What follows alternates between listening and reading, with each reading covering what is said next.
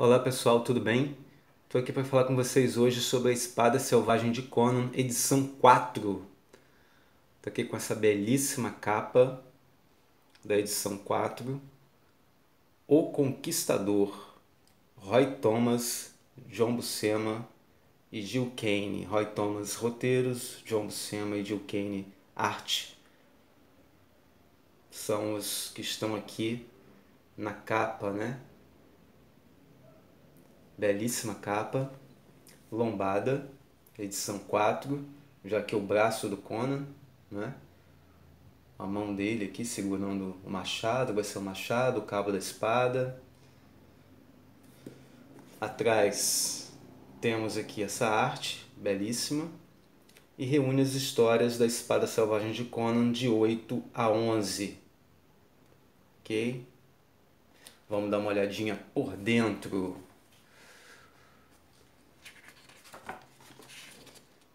As histórias: Pacto Maldito, A Última Canção de Conan, O Cimério, Corsário contra Stygia, Conan, o Conquistador, A Maldição da Deusa Gato e A Fortaleza dos Condenados. Uma introdução. E aqui nós temos a primeira edição aqui, que tem roteiros do Roy Thomas e arte do Tim Conrad. Pacto Maldito, né? Isso aqui conta a história aqui de um feiticeiro, né? Que já vive há milênios, e ele tem uma profecia aqui envolvendo um bárbaro que vai chegar, e esse bárbaro que vai conseguir tirar a vida dele. Então a narrativa dessa história aqui é praticamente toda desse feiticeiro aqui, né? Que tenta evitar, né? Que ele tenha esse fim trágico, mas existe essa maldição, existe essa profecia, na verdade, em que esse bárbaro irá tirar a sua vida. E esse bárbaro aqui na história acaba sendo o Conan, né? Vocês estão vendo aqui a arte, é uma arte boa, também bonita, e no final, obviamente, que Conan chega aqui e realmente tira a vida desse feiticeiro.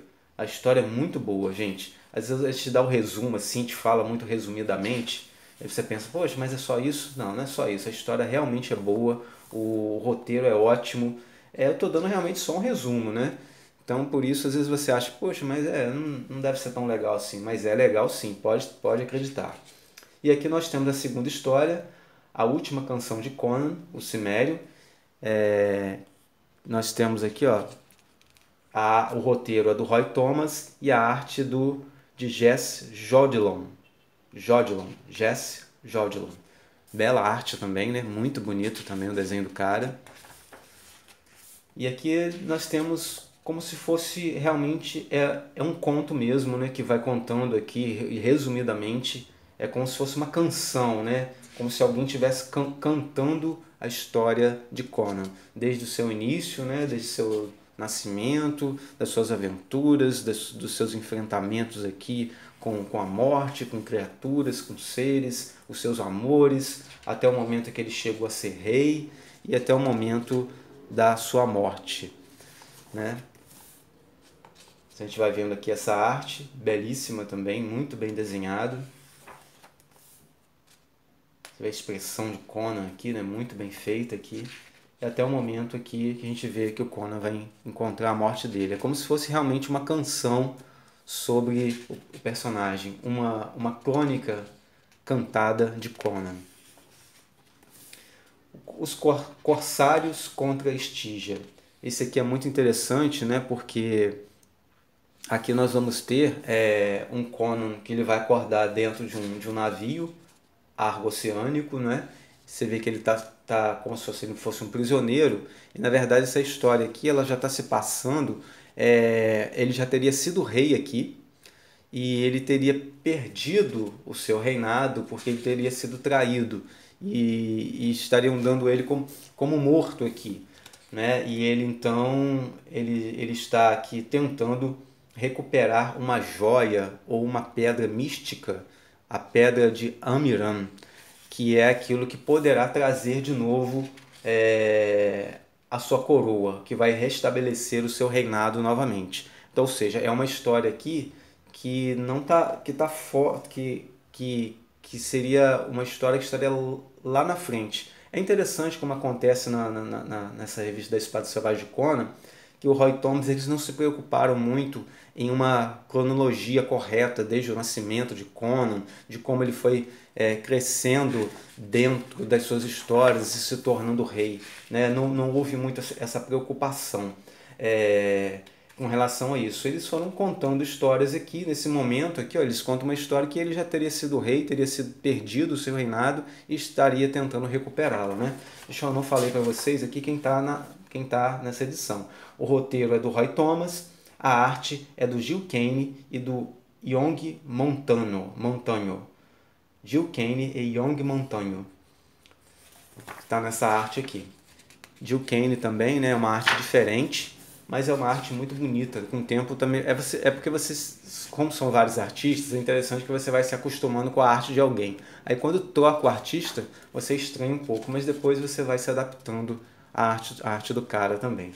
Você vai vendo aqui, ó, que esse reino, que o Conan ele vai até, ele consegue recuperar esse navio, ele consegue dominar esse navio, né, onde tem negros ali que estão sendo escravizados. E como ele já foi um pirata e ele já comandou um navio pirata, né? E ele comandou esses negros chamavam ele de Amra, que significa leão, por isso que tem esse leão aqui atrás dele, ó, Amra, né? Cujo significado é leão. Então esses homens negros ajudam Conan a dominar o navio e ajudam ele então a chegar até Estígia, que na verdade é como se fosse o Egito antigo, né? Muito antigo, muito antes de Egito ser Egito, ele era a Estígia, né? Ele chega até a cidade de Luxor, né? onde então ele vai tentar, aqui ó, disfarçado de um dos egípcios lá, de um estígio, na verdade, não eram egípcios, né? Um estígio. E ele vai tentar então achar esse templo onde ele estaria, essa pedra, né? Essa pedra mágica com poderes especiais nas mãos de um sacerdote. Então ele acaba enfrentando aqui essas cobras, né? Que são os símbolos do rei Sete, né? E ninguém pode fazer nada contra essas serpentes. Ele acaba matando uma serpente, é perseguido lá pelos seguidores de Sete, se mistura entre os sacerdotes, né? Mata um deles e se veste de um deles ali, consegue entrar dentro do templo, né? Lá dentro ele conhece essa mulher que na verdade depois ele vai descobrir que essa mulher aí é uma vampira, né? É alguém que vive há séculos e que se alimenta de homens que entram ali, né? E ele consegue também, obviamente, se livrar dela ali. Continua a sua jornada, né, em busca da sua pedra, chega até o local onde essa pedra estaria sendo usada por esse feiticeiro, por esse mago, a pedra de Amiram, né, não sei como é que se pronuncia isso, e ele consegue, ó, pega essa pedra, tá vendo? É essa pedra luminosa aqui, ele consegue então essa pedra, né? Porque ele enfrenta esses magos, aqui surgem magos, há um confronto de magos, o que vai auxiliar Conan é isso, né? Esse conflito entre os magos ali, e quando ele chega lá ele observa tudo, e quando ele resolve atuar, já não tem quase nenhum mago para ele enfrentar, então fica mais fácil para ele. A criatura acaba ressuscitando, que eles queriam ressuscitar ali, mas a criatura entrega a joia para ele, ele consegue de volta essa pedra, né?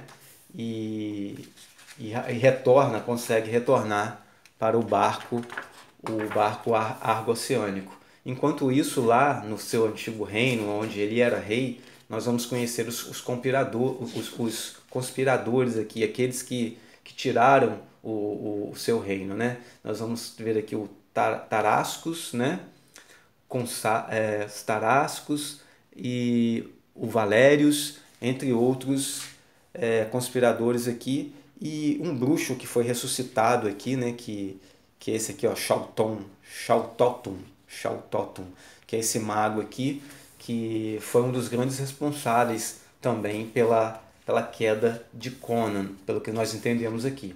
Enquanto isso, o Conan, né, começa a espalhar por todas as redondezas a lenda de que ele estaria vivo, porque para esses conspiradores, para esses traidores, o Conan estaria morto, mas ele começa a espalhar essa lenda ali de que ele estaria vivo e que estaria reunindo um grande exército. E é isso mesmo que ele faz, né? Ele reúne um grande exército, mata os espiões pelo caminho, né? Os camponeses acabam ficando do lado de Conan, e mesmo com a reunião desses conspiradores, que cada um deles tem o seu próprio reino ali, né? E juntam os seus exércitos, Conan ele consegue juntar um exército muito maior, né? E a única esperança desses conspiradores é o Shautotum, né? Que começa a fazer feitiços ali, invocar, né? Forças malignas para que rios transbordem, raios aconteçam. Só que ele não sabe que o Conan já está com essa pedra mágica que entregou a um mago também, e esse mago está combatendo os feitiços de Shautotum, né? E por conta disso que Conan não é derrotado, por conta disso que Conan consegue atravessar o rio, chegar até a sua cidade, né? Combater os seus traidores. E nesse último momento aqui, nós vamos vendo Conan chegando perto já da sua conquista, quando Shao Totum vai tentar sacrificar essa moça aqui, né, uma virgem. Você vê que ele é auxiliado por criaturas aqui meio que demoníacas aqui. E nesse momento desse sacrifício, o que poderia dar a Shao Totum a vitória sobre as tropas de Conan, o mago, né, que Conan que auxilia Conan, chega no momento exato e interrompe o ritual, né? E no momento que o Shao Totum apela para a violência física, o Conan mata o mago ali, né? Fazendo com que ele volte à sua forma de cadáver morta, né? Ele começa a apodrecer imediatamente e voltar à sua forma de onde ele foi ressuscitado. E é levado então para um lugar, né, de onde ele saiu, por seus cavalos místicos aqui também. Então a batalha ela se acirra, né? As tropas de Conan, obviamente lideradas por ele, vencem. Ele mata, né? Ele acaba matando os seus traidores ali, e consegue recuperar o seu reino, deixando apenas um deles vivo aqui, né? E Conan é de novo aclamado rei. Salve Conan, rei da Aquilônia. Ele é aclamado rei e pede como exigência para que não mate um dos seus traidores, que liberte uma garota chamada Zenóbia, de quem ele diz que ela era uma escrava na Média, mas que ele faria dela a rainha da Aquilônia. Ou seja, nós vemos aqui Conan, né, que Conan tem uma paixão aqui. Mas a história termina aqui, a história é muito boa, realmente muito bem tramada. Isso aqui tem uma trama muito boa, você quer ver o final, né? Mas é uma história que acontece após esse reinado de Conan, e a gente vai ver que como Conan chegou a ser rei em outras edições para frente, né? Ou seja, para você fazer uma cronologia certinha, você teria que compilar algumas edições fora das edições 1, 2, 3, 4. Mas como a Panini tá lançando tudo como foi publicado na época, então tá vindo fora de ordem, fora da cronologia. Mas você não fica achando que por conta disso é ruim, não. As histórias são ótimas, porque a história ela se completa aqui, ok? Aí quando começa uma outra história de um outro tempo, bem anterior a que Conan já teria sido rei, onde ele estaria no deserto aqui, que é essa história aqui, a maldição da deusa Gato, que é a história do Roy Thomas e a arte do Pablo Marcos, ok? O Conan ele está no deserto, fugindo aqui de homens do deserto. Ele está apenas com um cavalo e com um machado na mão, fugindo desses homens, muitos homens, mas ele resolve parar e enfrentar os seus perseguidores, né? E ele começa de forma muito selvagem matar todos os seus seguidores, e ele percebe então que foi tudo erro de um dos seus homens, porque aqui ele é o líder dos Wajiris, que é aquele povo do deserto que ele passou a liderar após ele roubar, né, a liderança, né, desses Juazires aqui, Zuagires, né?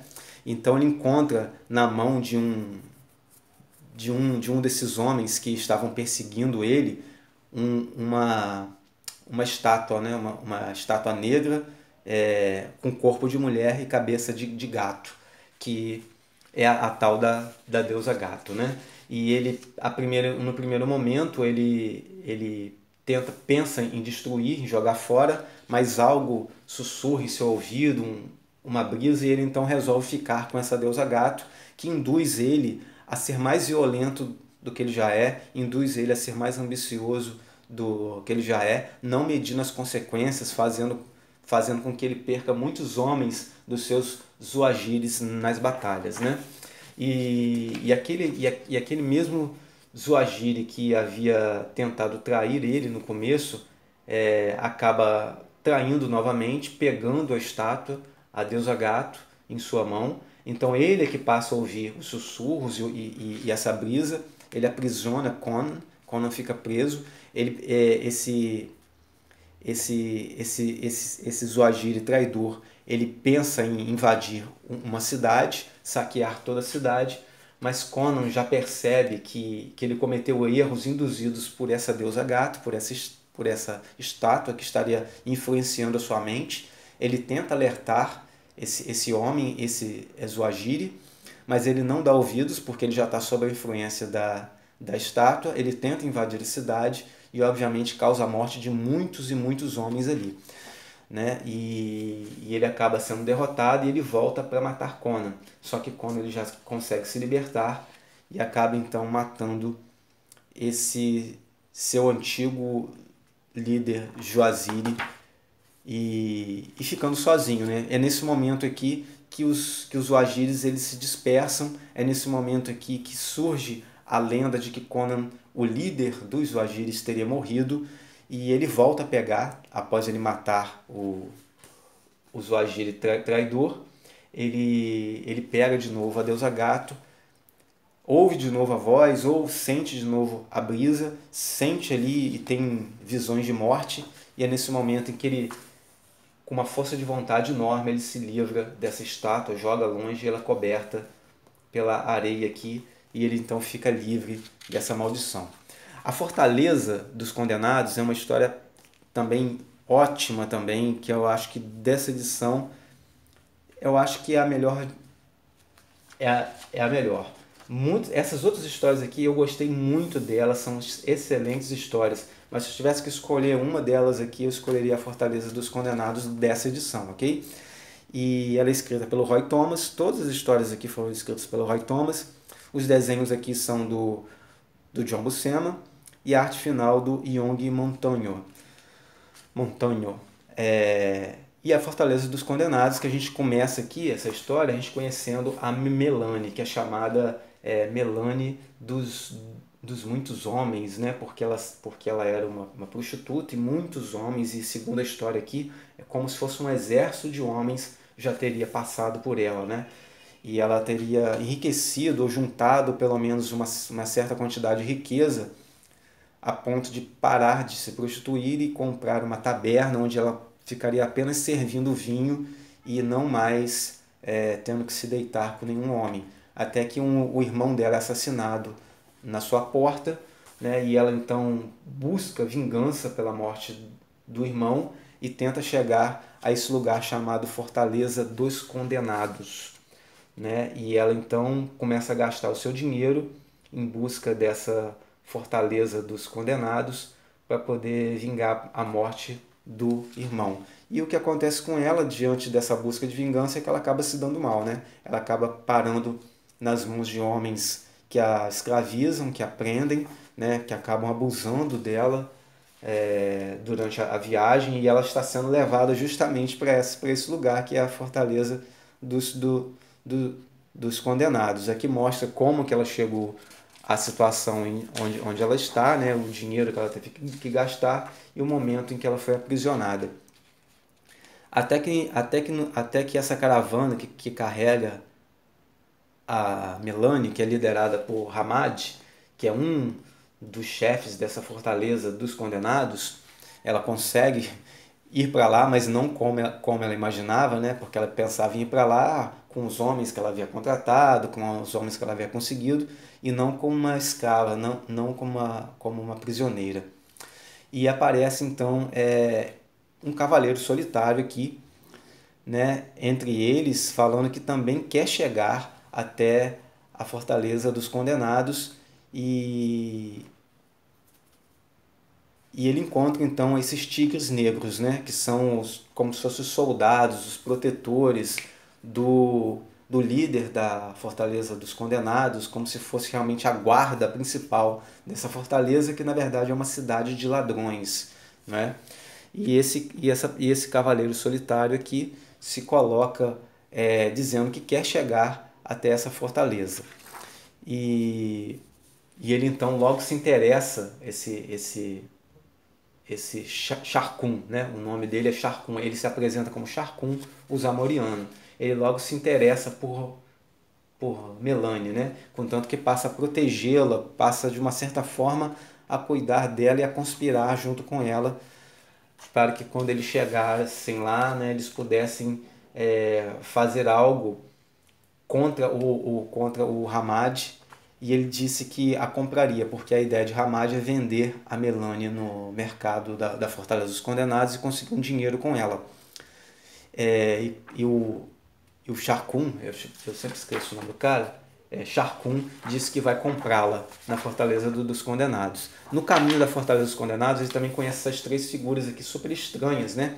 Que a gente logo percebe que são criaturas meio místicas, são seres muito esquisitos, três carecas ali, com os olhos negros, todos iguais, como se fossem trigêmeos, né? E eles têm poderes, contanto que o Hamad manda seus homens assassinar os dois, mas os homens eles acabam matando um ao outro. Então eles percebem que essas três figuras têm certos poderes místicos ali. E eles então chegam à Fortaleza dos Condenados, né? Todo esse grupo aí diversificado sobre o comando de Hamad chega à Fortaleza dos Condenados, né? E o Sharkun, né? Sharkun, como ele não tem passe livre para entrar na cidade, ele logo causa uma confusão, porque uma das regras para entrar na cidade seria ele matar um dos guerreiros de lá. E ele não perde tempo e assassina logo o cara que dá essa notícia para ele.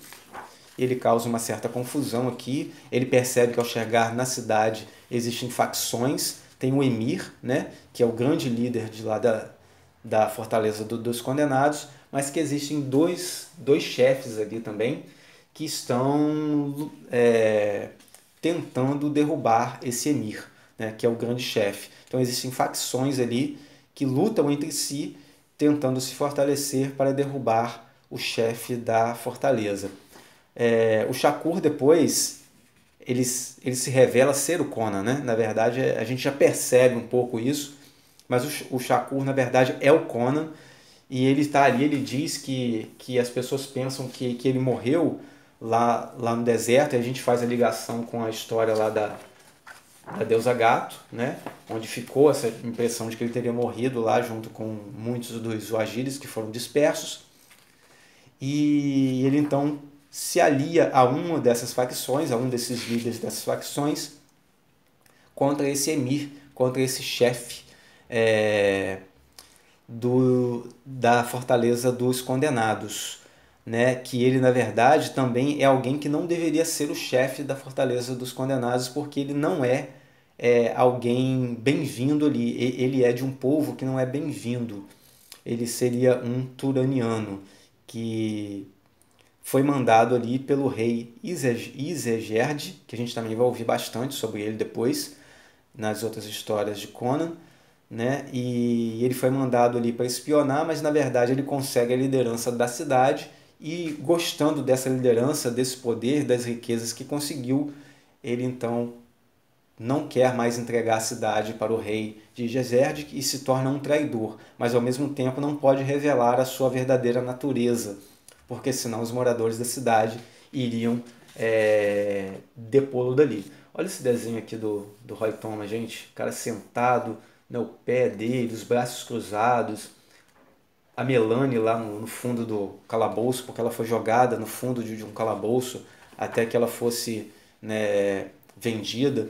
E aqui nós temos, né, esse emir da Fortaleza dos Condenados mostrando para ela suas riquezas, mostrando para ela uma joia diferente, uma joia que fica pulsando, né? Que ele nem considera de tanto valor, mas que tem um certo encantamento sobre ele ali, e que ele tem um certo cuidado com essa joia, porque essa joia parece uma joia viva.